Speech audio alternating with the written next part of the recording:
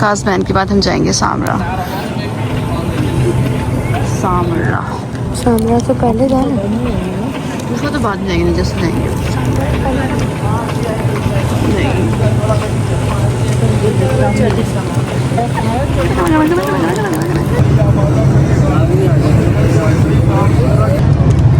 چھت اتنی تنگ تھی کہ امام کھڑے ہونا چاہتے تو امام کھڑے نہیں ہو پاتے تھے.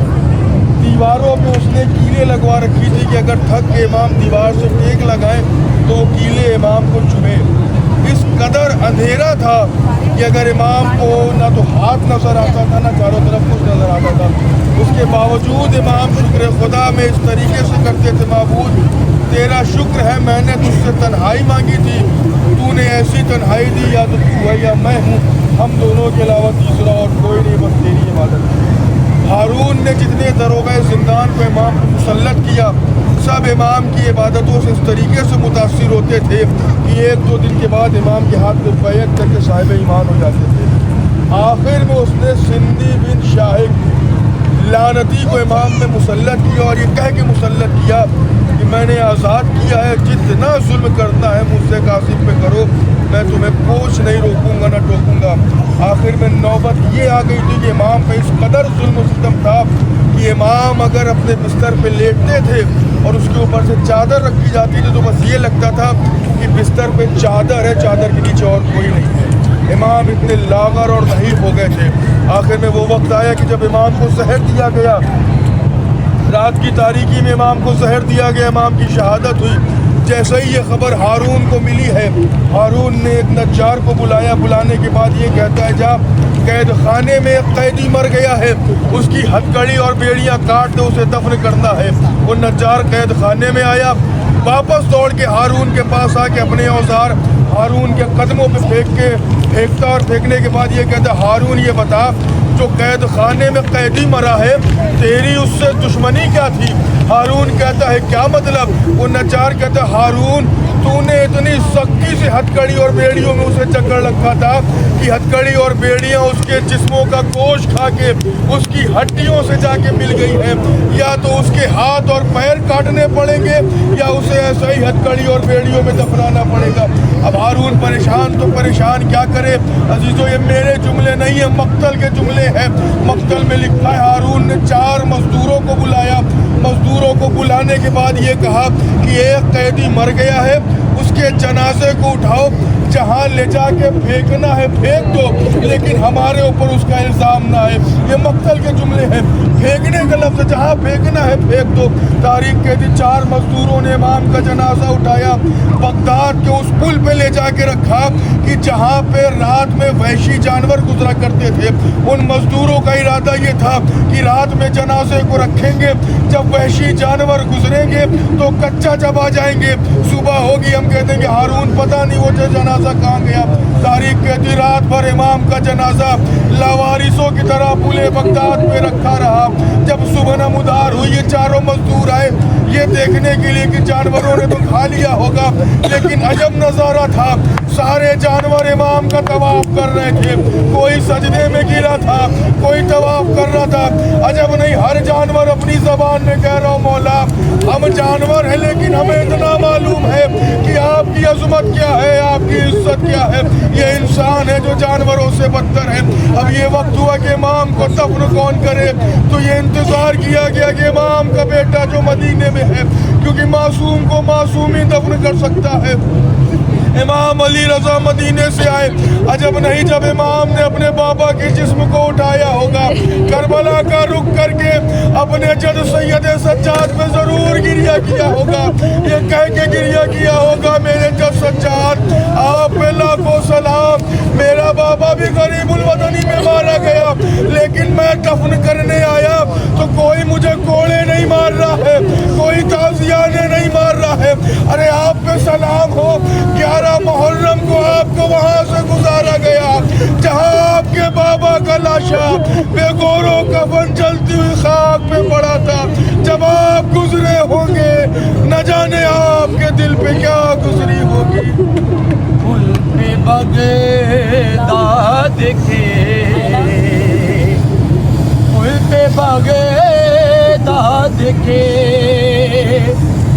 ہے جنازہ رکھا ایک غریب الوطن قید میں مر گیا ایک غریب الوطن قید میں مر گیا پل پہ بغداد کے پل پہ بغداد کے ہے جنازہ رکھا ایک غریب الوطن قید میں مر گیا. ابھی ہم لوگ موجود ہیں کاظمین میں, ٹھیک ہے, امام موسیٰ کاظم کے روضے پہ. صحیح ہے.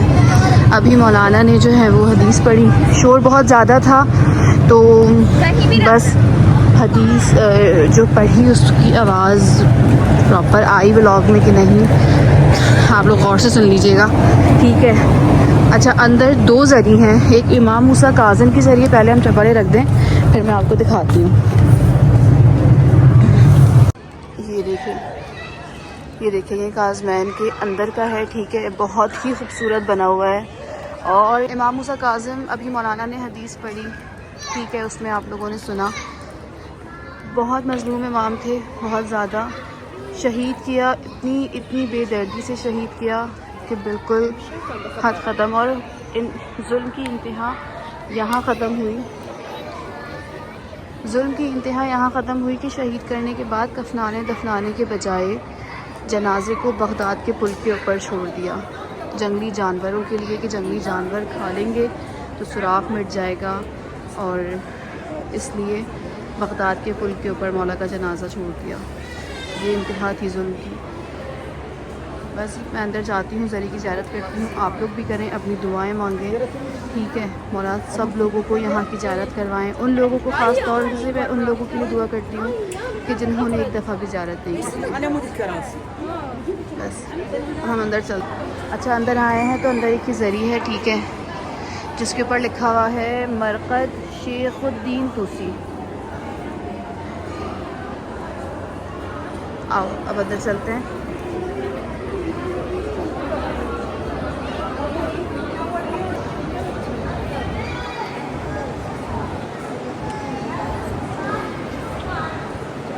امام موسیٰ بن جعفر, امام جعفر صادق کے بیٹے تھے یہ.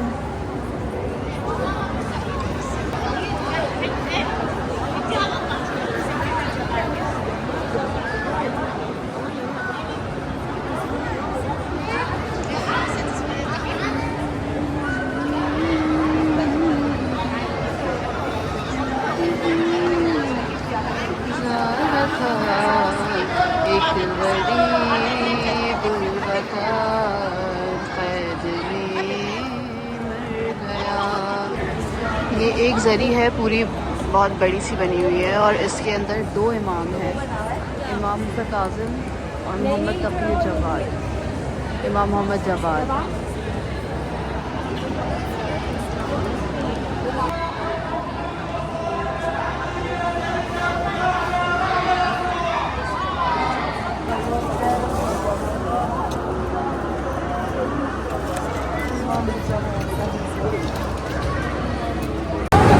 چلیں جی گائز, ہم لوگوں کی زیارت ہو گئی ہے, ٹھیک ہے, نماز وغیرہ سب پڑھ لی ہے, اب بس آخری سلام کریں اور پھر نکلتے ہیں. مولا تمام لوگوں کی تمام جائز حاجات کو پورا کیجیے گا, اور جس جس نے مجھ سے دعاؤں کا کہا ہے ان سب کی دعاؤں کو پورا کیجیے گا. سب کی طرف سے سلام, جس جس نے مجھ سے سلام پیش کرنے کا کہا ہے ان سب کی طرف سے میں سلام پیش کرتی ہوں آپ کو. سب کا سلام قبول کریں اور سب کی جائز حاجات کو پورا کریں. جس جس فرد نے بھی مجھ سے دعا کا کہا تھا, میں جس کا نام مجھے یاد ہے دل میں, جس کا نام میں بھول رہی ہوں, جس نے بھی کہا تھا ان سب کی دعاؤں کو پورا کیجیے گا. بس ہم نکلتے ہیں, ٹھیک ہے, آمین یا رب العالمین.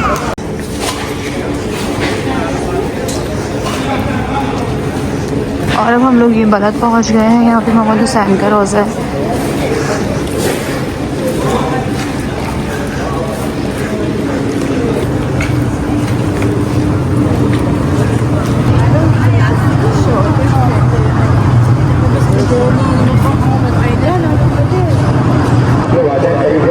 مختصر अजमईन। शैतानिर्रजीम, बिस्मिल्लाहिर्रहमानिर्रहीम। अभी जिस शख्सियत की बारगाह में हम हैं, ये इमाम अली नकी अलैहिस्सलातु वस्सलाम के बड़े बेटे सैयद मोहम्मद हैं।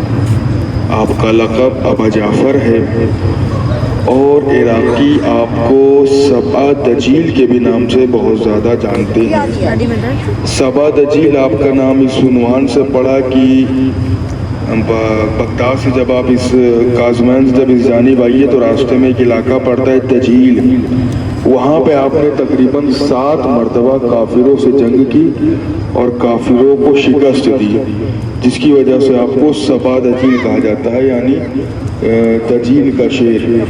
इमाम अली नकी के बड़े बेटे इमाम हसन अस्करी के बड़े भाई हैं।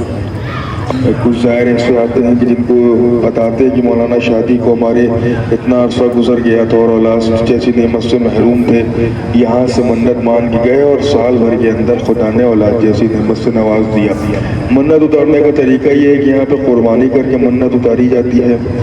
बाज़ लोग इस उन्वान से भी परेशान होते हैं कि अगर हमारे पास इस्तिताअत ना रही तो हम कैसे कुर्बानी करें। देखिए, ये ज़रूरी नहीं है कि मन्नत आप कुर्बानी से ही उतारें। ये घराना अहले बैत का है, ये इंसान की नीयत देखता है, ये नहीं देखता कि इंसान हमें रिटर्न क्या कर रहा है।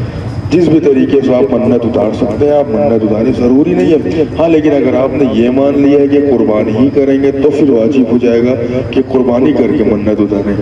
ये अगर आपने मन्नत मानी है कि अगर हमारा फला काम हो गया तो हम शुक्राने के तौर पर कुछ भी मन्नत के तौर पर उतार सकते हैं, तो उस वक्त आपके पास जैसी इस्तिताअत होगी उस अपनी इस्तिताअत की बिना पे आप मन्नत को अपनी उतार सकते हैं। अंदर एक तावीज़ मिलती है, तावीज़ ले जाया जाता है। ख़ासकर वो तावीज़ उन खातूनों के लिए होती है कि जिनकी शादी को अरसा गुजर गया और औलाद जैसी नेमत से महरूम है। उसके अलावा लोग अगर जिस भी परेशानी में मुब्तला हों, अपनी परेशानी से निजात के लिए वो तावीज़ वहाँ से ले जा सकते हैं। अभी हम ज़ियारत पढ़ाएंगे, ज़ियारत पढ़ने के बाद इंशाअल्लाह 2 रकअत हदिये की नमाज और 2 रकअत और फज्र की नमाज इंशाअल्लाह आप पढ़ें। उसके बाद इंशाअल्लाह यहाँ से हम लोग सामर्रा चलेंगे। सलवात पढ़ें मोहम्मद वाले मोहम्मद।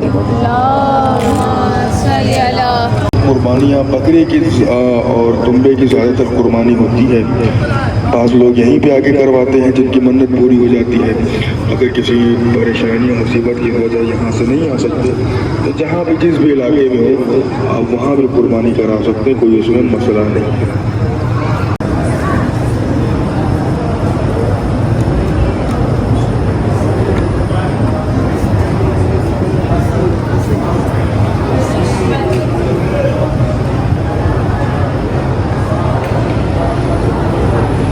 अच्छा, यहाँ पे रखे हुए तावीज़ वगैरह देखें। यहाँ पे 1000 दिनार देकर, मतलब पाकिस्तानी 250 कुछ रुपए देकर आप तावीज़ ले सकते हैं, जो कि तावीज़ औलाद की मन्नत का और इन चीज़ों का होता है।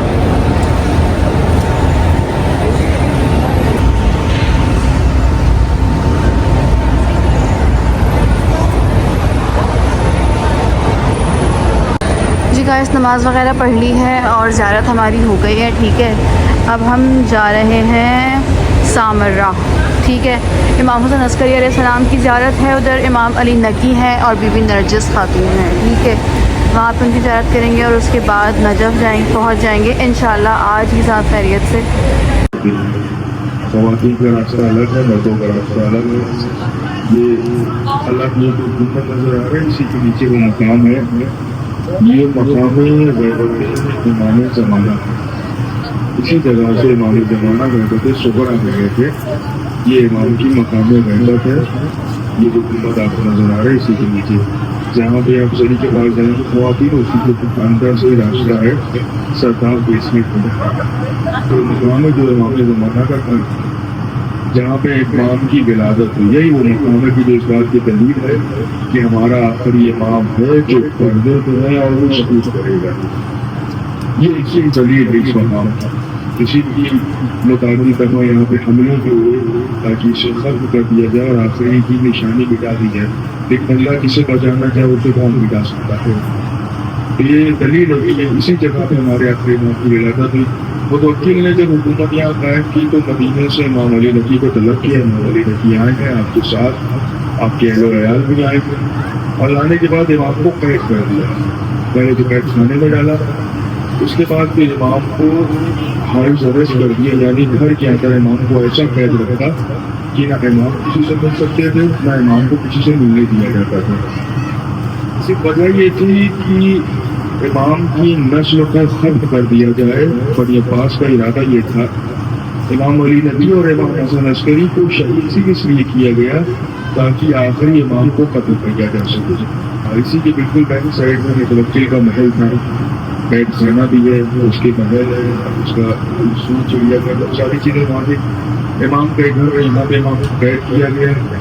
اور متوکل بنی عباس کا یزید، بنی امیہ کا یزید جس نے کربلا میں امام حسین کو قتل کیا، اور بنی عباس کا یزید جو تھا اسے متوکل کہا جاتا ہے، جس نے 17 دفعہ کربلا میں امام حسین کی قبر کے اوپر حل چڑھوایا ہے۔ 17 دفعہ امام حسین کے روضے کو مسمار کروایا کربلا میں۔ اس کے زمانے میں ایسا ہوتا تھا کہ اگر کوئی کربلا جاتا تھا یا تو اپنا ہاتھ کٹواتا تھا یا اپنا پیر کٹواتا تھا۔ اگر دو لوگ ہوتے تھے تو دونوں میں سے کسی ایک کو قتل کرتا قتل ہونا پڑتا تھا، تب چارہ کو جایا جاتا تھا۔ اس زمانے میں امام علی نقی وہ مظلوم امام ہے کہ جو سامرہ میں ہو کے کربلا امام حسین کی زیارت کو نہیں جا سکے، پھر بھی اپنے دور میں امام لوگوں کو زیارت پر بھیجا کرتے تھے تاکہ اہمیت زیارت پتہ چلے۔ جس کو امام ہوتی تو اس سے کہتے تھے کربلا جانا تو میرے حق میں دعا کرنا، تو لوگ سوا کرتے پہلا آپ کے حق میں دعا، ہماری سمام اور آپ کے حق میں دعا۔ تو امام کہتے تھے خدا اس بندے کو بہت عزیز رکھتا ہے جو کربلا میں آ کے اپنے کسی عزیز کے لیے دعا کرے۔ ہمیں یہ امام حسن عسکری کو جب زہر دیا گیا ہے ربیع الاول کو، تو زہر کا اثر امام کو اتنا سخت ہو گیا کہ اب نہ تو امام سے بیٹھا جاتا ہے نہ چلا جاتا ہے۔ امام بستر علالت پہ لیٹے ہوئے ہیں۔ میں بہت بڑی بات کہنا چاہتا ہوں، اہل بیت کے یہاں بہت بڑا عیب مانا جاتا ہے کہ کوئی لیٹ کے نماز پڑھے۔ گھرانے اہل بیت میں بہت بڑا عیب مانا جاتا ہے کہ کوئی لیٹ کے نماز پڑھے۔ تاریخ میں نہیں ملتا۔ جناب زہرا کی پسلیاں ٹوٹی تھی لیکن شہزادی لیٹ کے نماز نہیں پڑھتی تھی۔ شام اور کوفہ کے درمیان جناب سید سجاد اور زینب میں سختیاں ہوئی لیکن سختیوں کے باوجود لیٹ کے نماز نہیں پڑھی، لیکن اس زہر کا اتنا اثر امام حسن عسکری پہ تھا کہ اب امام ان کے بیٹھ میں نہیں سکتے تھے، امام لیٹے لیٹے نماز پڑھا کرتے تھے۔ تاریخ کہتی کہ ایک ہفتے کے اندر امام اتنا لاغر اتنا کمزور ہو گیا اس زہر دیکھ کہ اب امام کو یقین ہو گیا کہ آخری وقت ہے۔ امام نے اپنے ایک صحابی سے تمنا ظاہر کی کہ میں چاہتا ہوں کہ میرا بیٹا جو پردہ غیب میں ہے وہ ظاہر ہو جائے، میں اس کے کانوں پہ اپنا سر رکھ کے آخری اونچی لینا چاہتا ہوں۔ میں کہوں گا مولا ایک ایسی خواہش ہے، بیٹا پردے میں ہے، پردے میں رہنے دے۔ جب نہیں امام آواز دے، ہر باپ کی یہ تمنا ہوتی ہے کہ جب اس کا دم نکلے تو جوان بیٹے کے کانوں پہ اس کا سر ہو۔ میں کہوں گا مولا یہی تمنا حسین کی بھی رہی ہوگی، کربلا میں غریب زہرا کی بھی یہی تمنا رہی ہوگی کہ جب میرا بھی دم نکلے تو میرے جوان بیٹے کے سانوں پہ دم نکلے۔ لیکن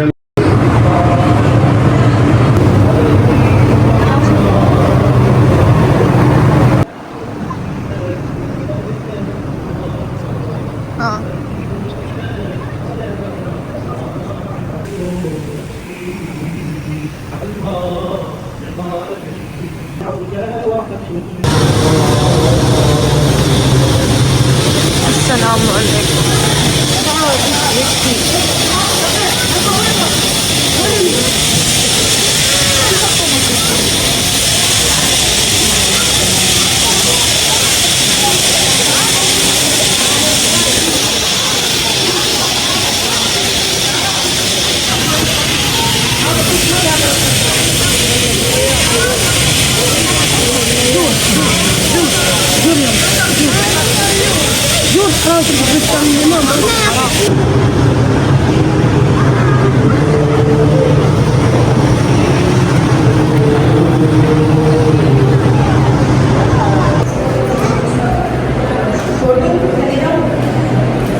ہم سرداب میں جا رہے ہیں۔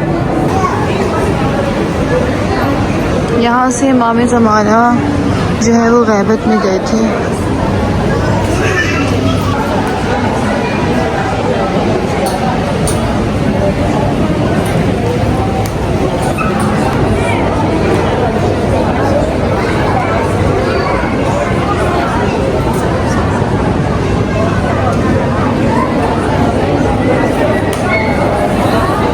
جگہ جہاں سے آخری امام اللہم صلی علی محمد وعلی محمد وعجل فرجہم اجمعین جو ہے وہ پردہ غیب میں گئے تھے. ہم اس وقت سامرہ میں موجود ہیں. پتہ ہے تھکن اتنی زیادہ ہو گئی ہے کہ ہم لوگ کل سے نکلے ہوئے نا ایز آپ لوگ ولاگ دیکھ رہے ہیں. ٹھیک ہے, ہم سامرہ میں موجود ہیں اور یہاں پر ہے امام حسن عسکری علیہ السلام, امام علی نقی علیہ السلام, بی بی نرجس خاتون اور بی بی حکیمہ خاتون.